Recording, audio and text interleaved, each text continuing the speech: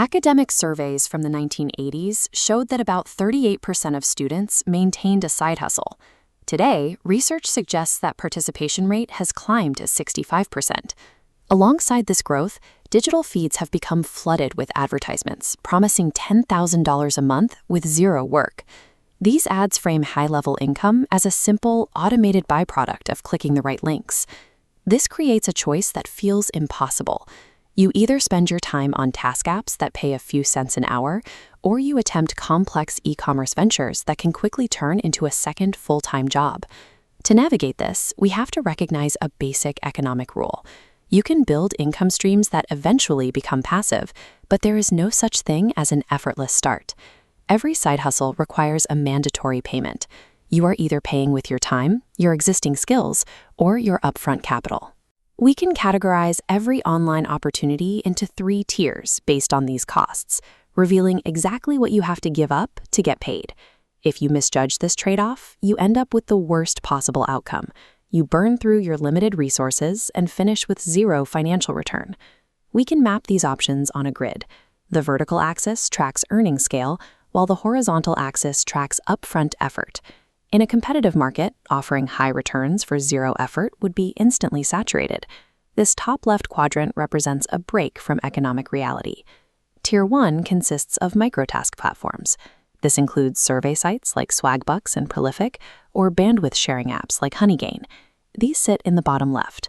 They require almost no effort to start, but they offer the lowest possible return. You don't need specialized skills or capital. You can do these tasks in the 5 minutes you spend waiting for a bus. However, the payout reflects that lack of barrier. Most users find their total monthly earnings are capped at enough to cover a few coffees. These platforms create a feeling of productivity, but trap you in an exchange of time for pennies that can never scale into a living wage. To see significant cash flow, you have to move into platforms that require a higher level of entry. Tier 2 is the freelance grind. This includes skill-based marketplaces like Upwork and ClearVoice, or service-based apps like TaskRabbit. These platforms move into the right side of our chart. The earning potential is higher, but so is the mandatory effort. The input here is labor. You must possess verifiable skills and spend significant time actively pitching to clients. The benefit is a much higher pay rate. Depending on your expertise, you can charge from $20 to over $100 an hour, with payment arriving soon after the project is done. The hidden cost is the unbillable labor. You might spend hours writing proposals, managing clients, and bidding on contracts just to secure 1 hour of paid work.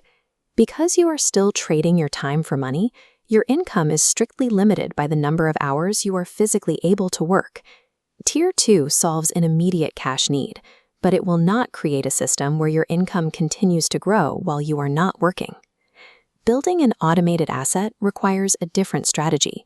You have to create something that generates revenue independently of your daily schedule. Tier 3 includes print on demand through Printify, selling digital products on Etsy, or producing content for a YouTube channel. These occupy the far top right corner of the grid. They offer the highest possible scale, but demand the most intense upfront effort.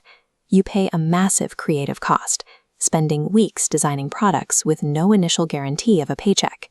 This is the desert phase.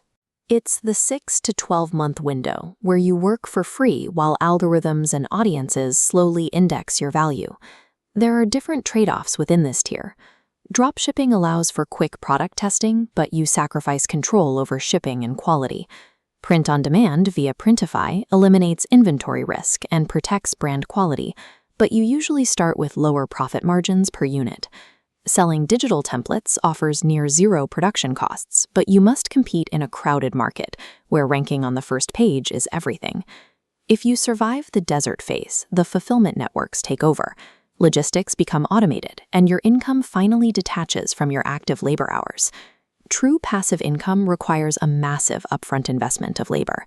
You reach the automated stage only after that work is fully completed and market verified. Choosing between these tiers isn't about which one is better. It's about matching the model to your current life constraints. We can break this down into 3 profiles to see where you actually fit. Profile 1 is the immediate earner.